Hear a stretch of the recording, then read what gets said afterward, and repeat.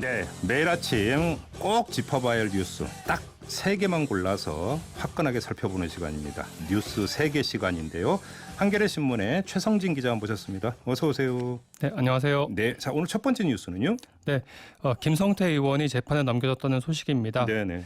그동안 서울 남부지검이 KT 채용 비리 의혹을 수사해 왔는데 어제 김 의원을 뇌물수수 혐의로 불구속 기소했다 이렇게 밝혔습니다. 네네네.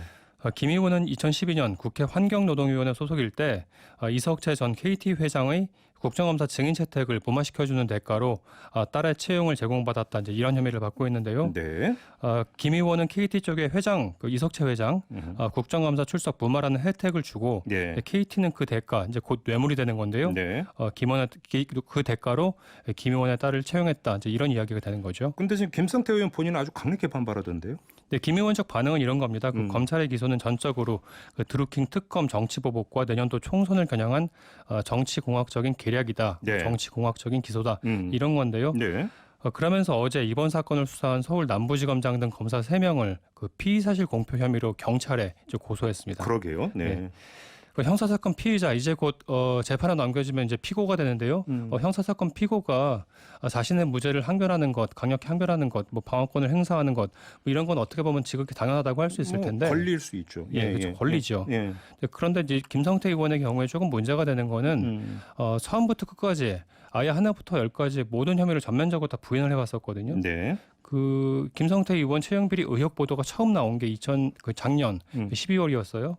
근데 그때만 해도 이제 김 의원의 입장은 네. 이제 보도 내용은 명백한 허위 사실이라면서도 역시 총체적으로 부인을 했었는데 그러다가 JTBC 보도를 통해서 2011년 4월달 김성태 의원 딸이 이제 KT에 계약직으로 채용이 됐다가 정규직으로 전환됐는데 이제 재입사를 했는데 처음에 이제 계약직으로 채용될 때 이제 김성태 의원이 KT 사장을 직접 만나서 딸의 이력서를 직접 건넸다 이제 이런 보도가 나왔었고요. 그다음에 2012년 하반기 공채 때 그때 당시에는 그 김성태 의원 입사 지원서도 내지 않았다 이제 이런 사실이 수사 과정에서 드러나기도 했었죠. 그러니까 전면 부인을 하다 보니까 검찰 수사가 진행되면서 조그맣지만 의미 하나둘씩 깨져나갔다. 이걸 지금 그렇죠. 지적을 하시는 거네요. 하나하나 이제 김성태 의원의 신뢰도가 좀 무너지는 과정이 아니었나 이제 그렇게 좀 아무튼 뭐 유무죄 여부는 재판이 그러니까 끝나봐야 아는 거니까 그건 유보를 하겠지만 그냥 검찰 기소 내용만 가지고 얘기를 하면 저는 다른 각도에서 참 뇌물의 변천사도 재밌겠다.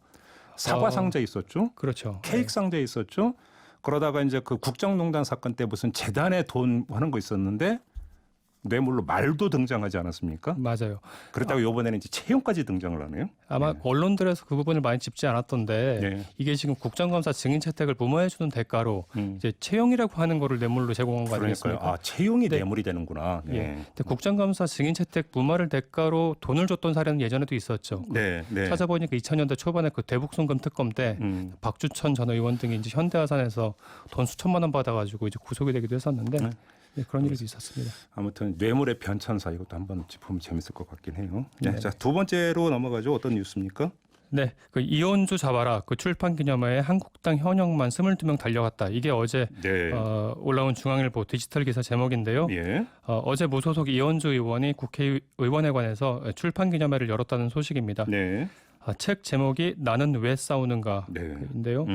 그 언론에 등장하는 참석자를 조금 소개하면 그 역시 자유한국당 인사가 좀 많았습니다.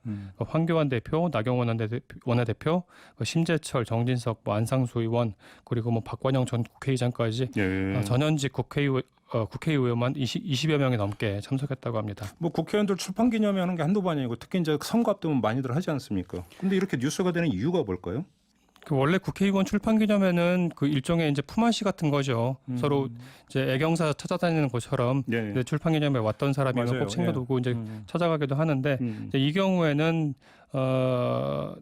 이현주 의원의 출판 기념회에는 누가 이제 주로 왔고 이제 아까 이제 자유한국당 현역 의원들이 주로 참석했다고 말씀을 드렸는데요.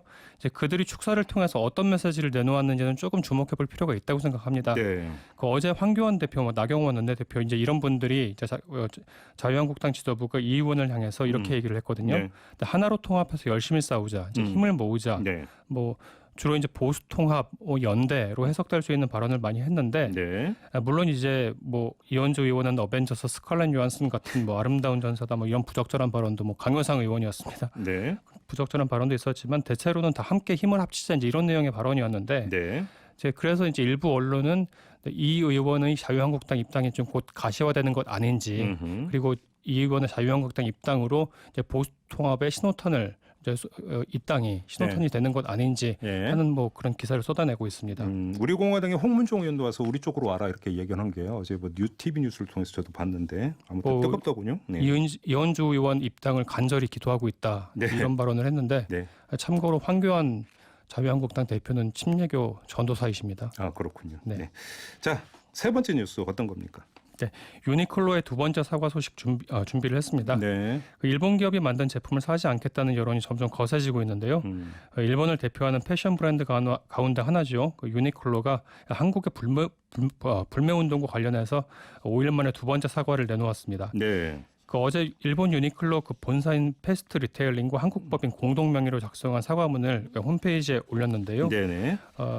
근데 이게 지금 닷새 만에 사과를 두 번씩이나 한다. 이것도 상당히 좀 이례적인 현상 아닙니까? 그 이유가 있을 거 아닙니까?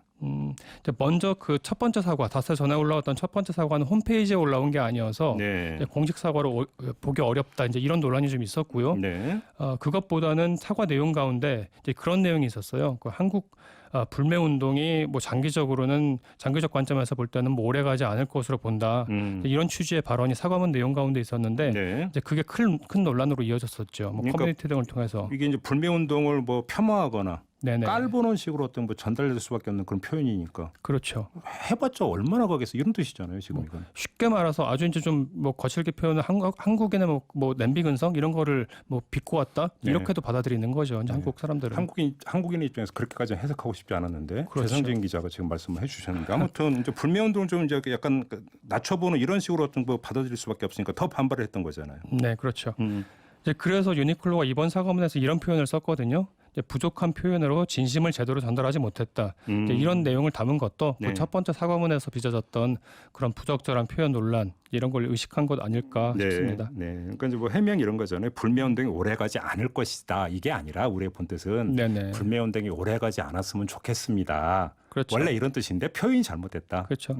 오래가지 않을 것이다라고 하는 전망을 한 게 아니라 네. 오래가지 않았으면 좋겠다라고 하는 바람, 기대를 표현한 그렇죠. 건데 이제 그게 왜곡됐다, 와전됐다 이제 이런 근데 내용이죠. 뭐 버스는 지나간 다음이었으니까. 그러니까 네네. 이제 반발이 거셌던 거잖아요. 예, 네. 뭐 싸늘합니다 역시 반응이요. 아무튼 그만큼 타격이 있기 때문에 뭐 두 번째 사과까지 나왔다고 봐야 되는 거 아니겠어요?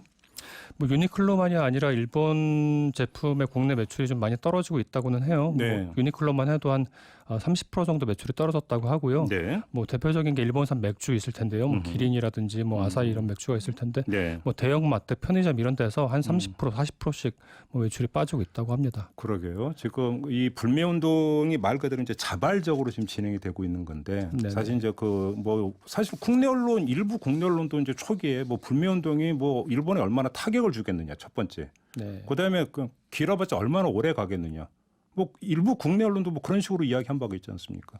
그런데 그게, 예. 지금 진행되고 있는 건 양상이 좀 다르다 이런 얘기잖아요. 그렇죠. 30%, 40%라고 하면 기업 입장에서는 결코 무시할 수 없는 수치죠. 그렇죠. 예. 그것보다도 그리고 기업 이미지에 가해지는 타격은 사실 수치로 지금 당장 계산하기보단 나중에 장기적인 피해로 이어질 수 있는 부분이니까요. 그렇죠. 그러니까 누가 그러더군요. 문제가 발생했을 때 중요한 건 문제가 발생한 게 아니라 그걸 어떻게 초기에 사고를 하면서 제대로 그러면 대처하느냐가 더 큰 문제다. 네네. 근데 유니클로는 거기서 이제 사실은 실패를 했다 이런 얘기가 되는 거겠죠. 네, 그게 곧 두 번째 사고로 이어진 것 같습니다. 알겠습니다. 자, 지금까지 한겨레 신문의 최성진 기자와 함께했습니다. 고맙습니다. 네, 고맙습니다.